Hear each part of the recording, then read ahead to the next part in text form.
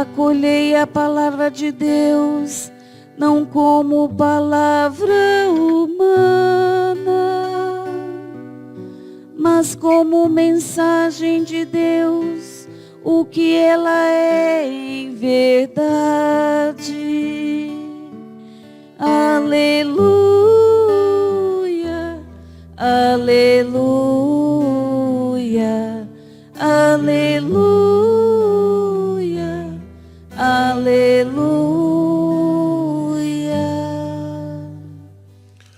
O Senhor esteja convosco. Ele está no meio de nós. Proclamação do Evangelho de Jesus Cristo segundo Mateus. Glória a vós, Senhor. Naquele tempo, alguns fariseus aproximaram-se de Jesus e perguntaram para o tentar: é permitido ao homem despedir sua esposa por qualquer motivo? Jesus respondeu: nunca lestes que o Criador desde o início os fez homem e mulher? E disse: por isso o homem deixará pai e mãe e se unirá à sua mulher, e os dois serão uma só carne. De modo que eles já não são dois, mas uma só carne. Portanto, o que Deus uniu, o homem não separe. Os fariseus perguntaram: então como é que Moisés mandou dar de certidão de divórcio e despedir a mulher? Jesus respondeu: Moisés permitiu despedir a mulher por causa da dureza do vosso coração. Mas não foi assim desde o início. Por isso eu vos digo: a quem despedir a sua mulher, a não ser em caso de união ilegítima, e se casar com outra, comete adultério. Os discípulos disseram a Jesus: se a situação do homem com a mulher é assim, não vale a pena casar-se. Jesus respondeu: nem todos são capazes de entender isso, a não ser aqueles a quem é concedido. Com efeito, existem homens incapazes para o casamento, porque nasceram assim. Outros, porque os homens assim os fizeram. Outros ainda se fizeram incapazes disso, por causa do reino dos céus. Quem puder entender, entenda. Palavra da salvação. Glória a vós, Senhor. Muito bem, caríssimos irmãos e irmãs. Essa leitura de Ezequiel, muito bela, explica um pouco aquilo que eu já falei, que uma das coisas que Deus fez no Antigo Testamento foi preparar o amor esponsal, não é? Então Deus prepara esse amor, Cristo e a igreja. Aqui em Ezequiel conta ele fala para o povo de Israel que ele era um povo abandonado, maltratado, e que Deus foi lá, curou. E quando ele chegou na puberdade, esse povo, como mulher, a figura da mulher, eu te cobri, te dei joias, só que você usou sua vaidade e se prostituiu com outros deuses. Então sempre no Antigo Testamento há uma preparação, há um amor esponsal, fiel para sempre. Mas o povo sempre traía. Por isso era chamado de prostituta, né? Quando Deus falava da fidelidade, falava minha rainha, minha princesa. Então esse amor foi preparado no Antigo Testamento até a chegada de Cristo. Por isso que São João quis colocar a boda de Caná, o primeiro sinal, para mostrar que o noivo chegou. Aquele que vai casar com um povo de uma vez por todas, que é a igreja, que é o seu corpo, né? Que é inseparável. Então é muito importante a gente entender esse projeto de salvação desde o início, de um Deus que prepara aquele povo para esse momento sublime com Cristo. Por isso que o casamento é um ícone, iconografia entre Cristo e a igreja, né? Assim como Eva saiu da costela de Adão, a igreja saiu da costela de Jesus. Então tudo é preparação, nada da Bíblia é ao acaso. Tudo ali foi inspirado dentro da onisciência divina. Às vezes o autor que foi inspirado não sabe de tudo que ia acontecer. Mas Deus inspira sabendo, né? Depois do pecado, o negócio ficou tão obscurecido que até a poligamia existia, né? Vocês podem ver que Abraão é poligâmico, Davi tinha mais de uma mulher. E engraçado que Deus não corrige. Por quê? Por que Deus não danou com Davi? Entendi. Não, o livre-arbítrio tudo bem, mas é porque o povo estava tão afastado de Deus que não tinha mais consciência de quase nada. Então Deus teve que revelar-se progressivamente.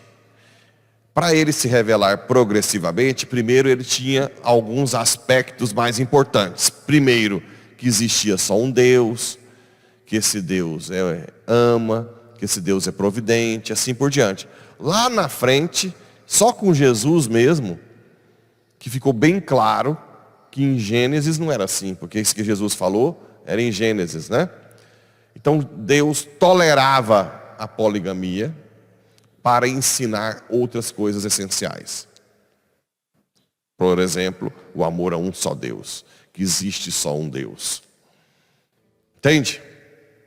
O mais grave era a prostituição com outros deuses. Então Deus estava formando aquele povo.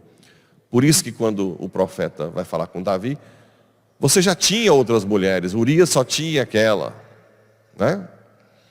Não fala que você só tem que ter uma mulher. Ele tolera.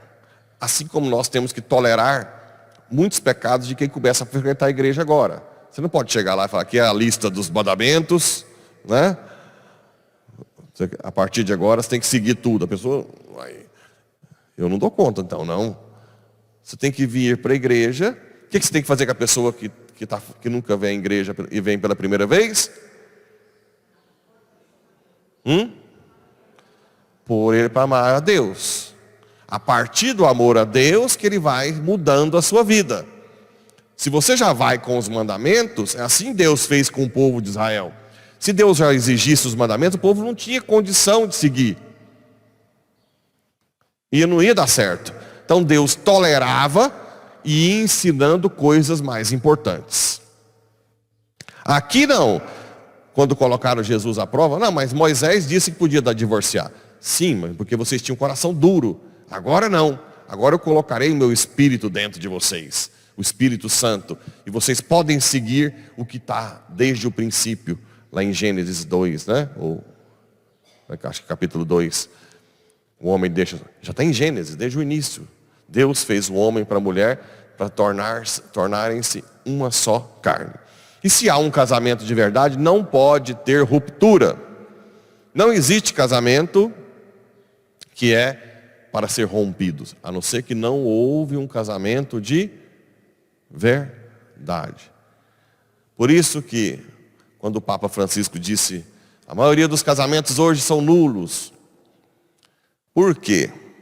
Porque, na verdade, a falta de catequese da igreja e da família fez que o povo afastasse completamente do conhecimento doutrinário de fé. E o casamento da igreja se tornou muito uma coisa social. Então muita gente que casa não tem consciência de matrimônio nem a nível natural. Não é necessário uma grande fé para valer o matrimônio, mas pelo menos uma consciência de que tem que ser viver para sempre, em fidelidade.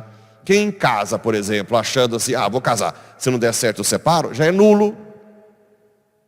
Ou, não, vou lá, não queria muito não, mas vou lá casar, nulo. Ou seja, tem muitos casamentos hoje que são passíveis de nulidade. Por isso que a gente pede que aquelas pessoas que depois se casaram de novo, têm filhos, não separe, porque vai criar outro trauma nas crianças. E entre com o processo de nulidade, para ver se houve. Outra coisa, às vezes pessoas que não têm condição de manter um casamento por muito tempo, que não tinha capacidade, também vai ser analisado isso. Sem contar as outras coisas, mentiras, uma dupla personalidade, pessoa que faz de bonzinho, depois que casa vira um crápula, a pessoa não sabe com quem casou.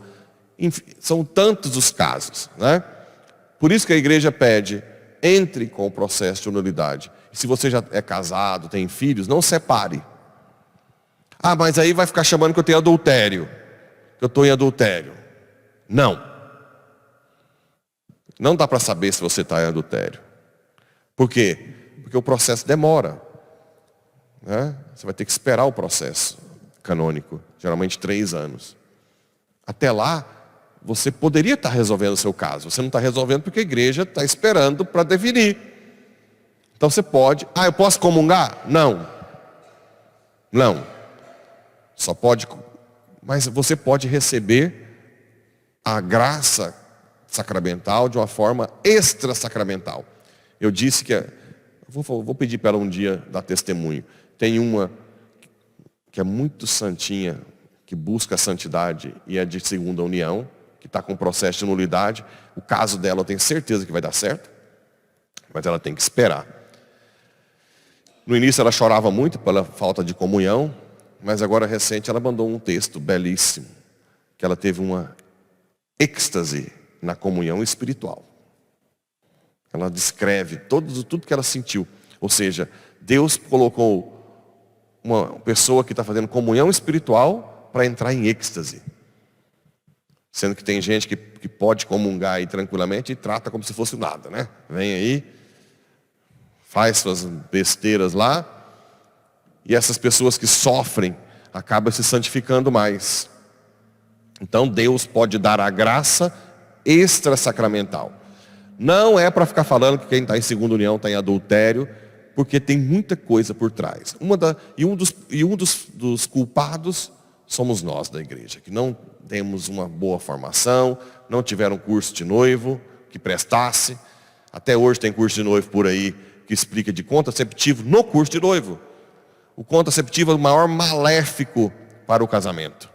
É aquele que faz aquele relacionamento que era para ser doação, se transformar em uso um do outro. Agora que nós temos instrutoras do método Billings, e pouca gente está procurando o método de autoconhecimento. Não, tem uma que fez o curso, que é impressionante. Ela descobre que está grávida antes do tempo de... E depois falou, vai ser menino, porque ela sabe a hora que foi a fecundação. E realmente foi, viu ontem o resultado. Sabe tudo. Você se conhece. Ah, não, mas o meu ciclo é irregular. Não tem problema. Façam o método Billings. Não só para engravidar ou para ter filho, mas para se conhecer. Tem instrutoras, liga na secretaria. Nós estamos dando tudo para vocês, para ter a vida santa. Nunca quem segue o método se arrependeu. É seguro, né? Você pode ficar o tempo que precisar aí no espaçamento e também ajuda a potencializar a gravidez. Porque tem outros, por outro lado, que sofrem querendo um filho e não conseguem. Então é muito complexo essa situação hoje, né? Eu acompanho muitos casais de segunda união que querem ser santos mesmos. Agora, o casamento que é verdadeiro, que aconteceu de verdade, que não teve nenhum defeito de consenso, ele é para sempre. Ninguém pode separar, nem a igreja. A igreja dá declaração de nulidade a um casamento que nunca existiu, entendeu? Um casamento que existiu de verdade, ninguém pode separar. Se o adultério foi depois de um casamento de verdade, a igreja permite que more separado, mas que não tenha mais ninguém. Se o adultério foi durante o casamento, aí dá nulidade. Ok? Então vocês têm que... Isso tudo a gente vai dando os cursos, formação, depois eu vou dar uma formação sobre o negócio de matrimônio, para ficar bem... Mas vocês... Agora, cuidado. Para a mulher viver separado do marido ou vice-versa, que adulterou, tem critérios. Primeiro critério. Depois que a mulher decide morar separada, não pode ter relação sexual com ele ou com ela. Ok? Segundo critério, ela tem até 6 meses para decidir. Sem ter relação. Porque senão fica aquela coisa para sempre. E quando tem relação sexual, aí é como se tivesse perdoado já. Ok? Então, rezemos por todos os casais de segunda união que estão buscando aí regularizar. Rezemos pelos casais que estão em crise, para que não se separem. Se houve um casamento de verdade, não separe. Não fale que vai separar. Não fiquem ameaçando um ao outro. Rezem juntos, busquem o amor. O amor nunca acaba, o amor está aqui. Nutre com o amor de Deus o matrimônio. E vocês vão ser felizes, sempre. Esquece de sentimentozinho. Eu não estou apaixonado. Ninguém pergunta no casamento se está apaixonado. Padre nenhum pergunta se você quer. Por isso que tem marido que cuida da esposa há 12 anos acamada. Está lá na internet, vai lá procurar. Ou vice-versa. Mulheres que cuidam do marido acamado. Sem sexo, sem afeto, sem nada. Porque ela decidiu amar, sem querer nada de troca. E, por incrível que pareça, esse marido que eu sempre mostro no curso de noivo, diz que é o homem mais feliz do mundo. Porque quando ele decide se doar, é Cristo que o faz feliz. Esse é o segredo da felicidade. A felicidade é um dom de Deus. Dom. Não se esqueçam disso.